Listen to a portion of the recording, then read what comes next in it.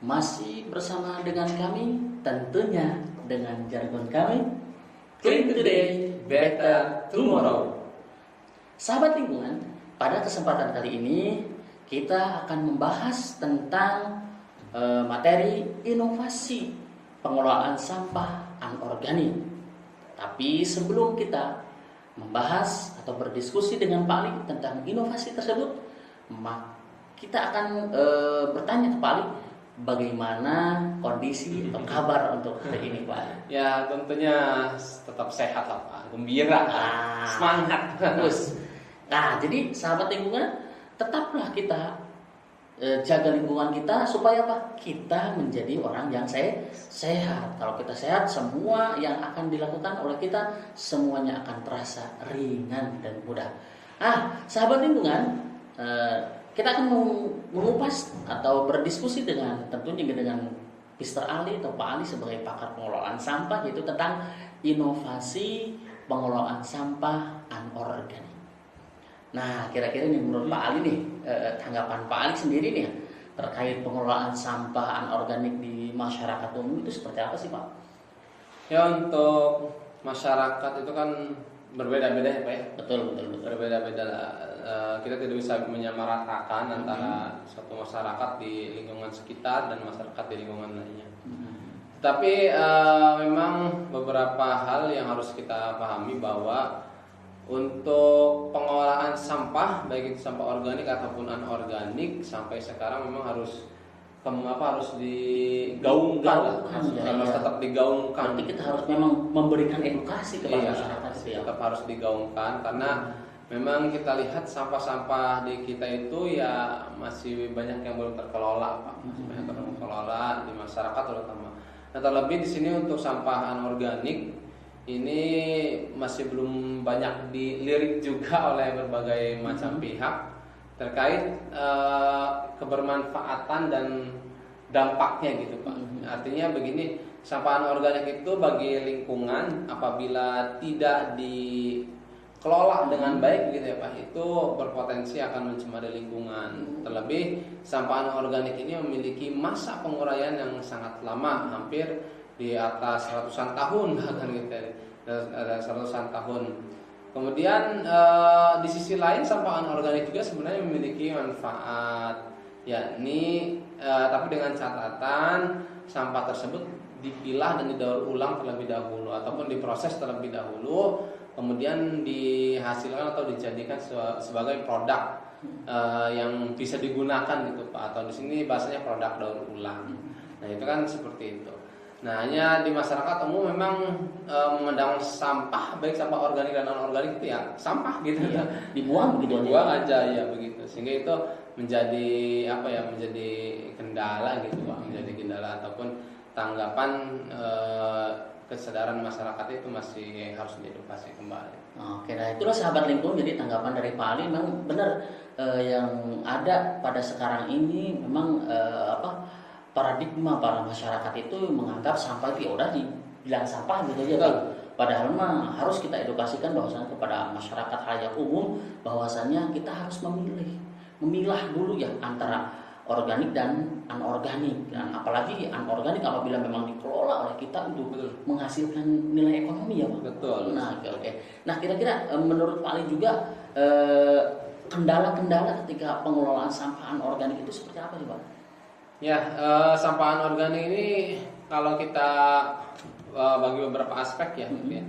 Pertama, untuk pengelolaan sampah anorganik ini kendalanya adalah butuh biaya dan sarana dan prasarana. Biaya dan prasarana.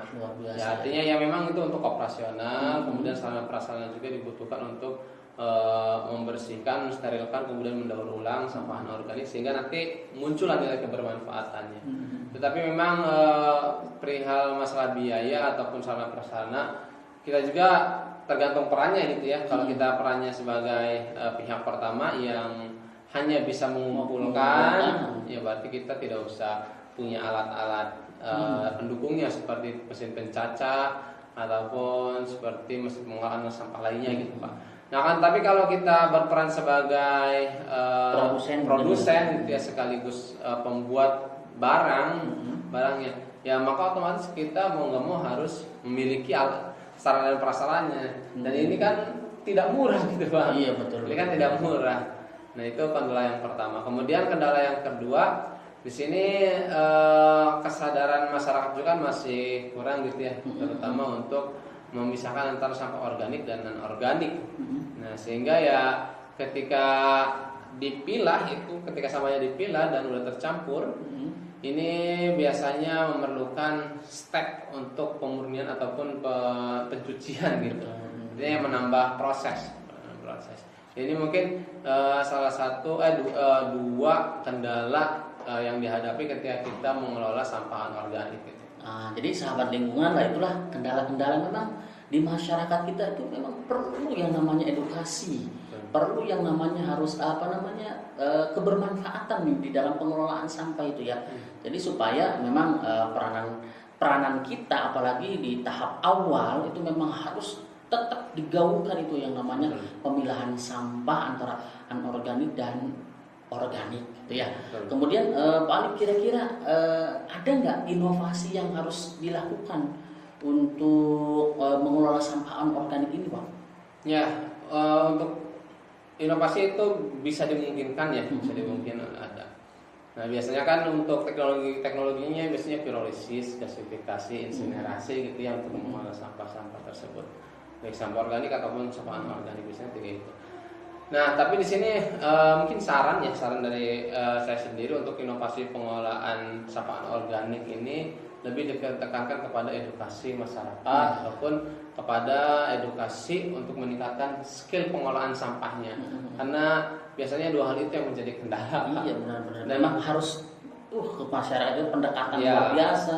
Nah, edukasinya itu ya. Ya kita contoh aja di masyarakat sekitar kita kan tidak dilakukan pemisahan sampah. Betul. Maka kita harus mengedukasi mereka sehingga mereka bisa mampu untuk memilah sampah organik dan anorganik tersebut gitu Pak. Jadi sahabat lingkungan, inovasi itu bisa aja dilakukan oleh sahabat lingkungan semuanya. Akan tetapi yang diharapkan itu adalah kesadaran masyarakat itu muncul untuk memilah antara sampah itu. Supaya Pak, memang ketika sudah dipilah yang mana organik dan organik itu kebermanfaatannya luar biasa ya Pak. Dan mungkin di sini ada beberapa inovasi untuk pengolahan sampah anorganik. Ya kalau tadi kan proses daur ulang gitu ya Pak ya. Betul. Proses daur ulang atau recycle. Kita juga bisa menggunakan prinsip reuse gitu.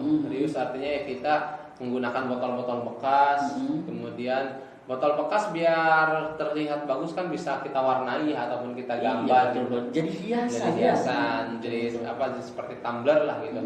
Nah itu bisa dengan memanfaatkan sampah anorganik botol gitu, botol-botol yang tidak digunakan. Kemudian bisa juga digunakan sebagai bahan-bahan bangunan seperti ecobrick gitu kan ya. Ecobrick itu kan sederhana sebenarnya, sampah-sampah anorganik seperti plastik dikumpulkan kemudian dipadatkan dan akhirnya kan jadi bisa jadi meja, bisa jadi kursi. Betul sekali. Atau bisa juga ada yang membuat briquet ataupun ada juga yang membuat paving block gitu. Paving block itu biasanya kan dari pasir ataupun tanah gitu ya, yang kemudian diberikan semen dan dipadatkan sehingga membentuk blok sehingga disebutnya paving block aja. Nah, paving block juga bisa diganti bahan-bahan utamanya menggunakan plastik sisa-sisa yang dipadatkan. Nah itulah inovasi-inovasi yang mungkin sahabat lingkungan bisa coba di rumah masing-masing ya, setidaknya bisa membuat hiasan di rumah dari barang bekas pesampahan organik. Jadi sahabat lingkungan tetap jaga lingkungan, bijak mengelola sampah. Clean today, better tomorrow.